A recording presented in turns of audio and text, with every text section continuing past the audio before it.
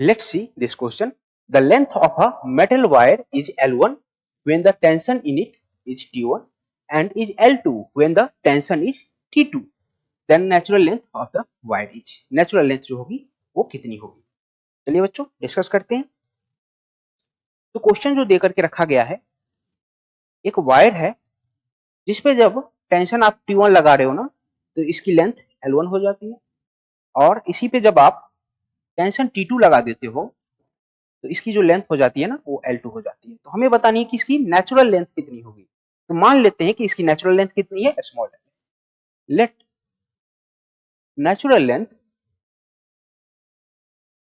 Length is equal to small L. ठीक है, तो बच्चों केस वन, इसको मैं मान लेता हूं केस वन और इसको मान लेता हूं केस टू। तो हम चलते हैं केस वन के लिए।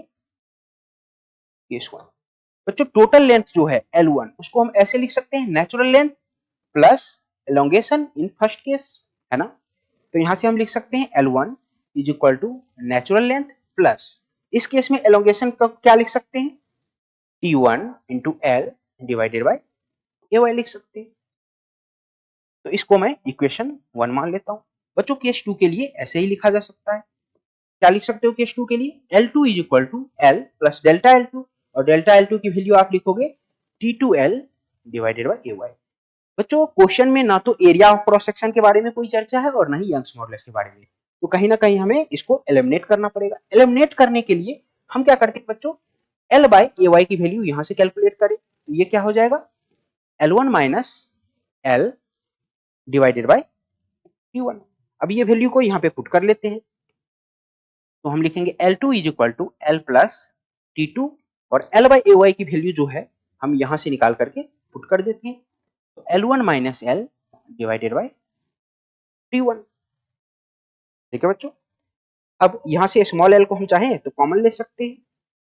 चलिए, तो स्मॉल एल को अगर हम कॉमन लें तो हमारे पास हो जाएगा small L into 1 minus T2 by T1। This is equal to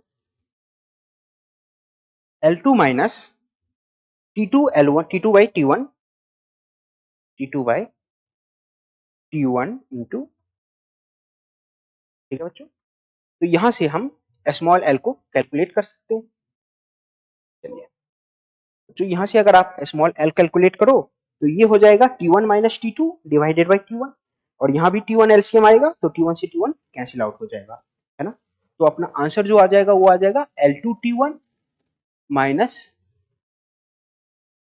L1 T2 divided by T1 minus T2।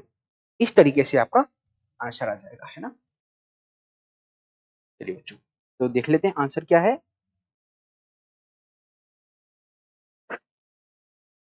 तो L1 T2 minus L2 T1 divided by T2 minus T1, है ना। तो इसको हम इस फॉर्मेट में भी लिख सकते हैं, ऊपर नीचे माइनस को कॉमन लेकर के इसको इस तरह से भी लिख सकते हैं, T2 L1 minus T1 L2 divided by T2 minus T1। इसको इस तरीके से भी लिख सकते हैं। बच्चों हमारा आंसर कौन सा होगा, option C is the right answer. क्या कॉन्सेप्ट यूज हुआ है इस क्वेश्चन में, तो टोटल लेंथ जो होती है वो होती है नेचुरल लेंथ